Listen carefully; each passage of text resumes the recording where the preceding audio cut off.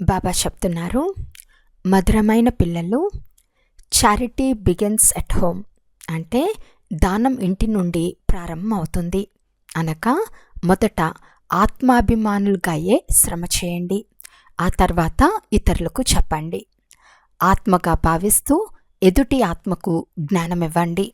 అప్పుడు జ్ఞాన ఖడ్గానికి పదును వచ్చేస్తుంది. ప్రశ్న: సంగం యుగంలో ఏ 2 విషయాలపై శ్రమ చేస్తే సత్యుగ సింహాసనానికి యజమానులుగా అవుతారు? జవాబు: 1. సుఖదుఖాలు, నిందాస్థుతుల్లో సమాన స్థితి ఉండేందుకు శ్రమ చేయండి. ఎవరైనా వ్యతిరేకంగా అంటే ఉల్టా సుల్టా మాట్లాడినా, కోపగించుకున్నా మీరు మౌనంగా ఉండండి. ఎప్పుడూ బదులు మాట్లాడకండి. 2.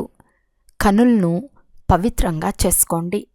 వికారి దృష్టి పూర్తిగా సమాప్తమైపోవాలి. ఆత్మలైన మనమంతా సోదరులము. ఆత్మగా భావించి జ్ఞానమివ్వండి.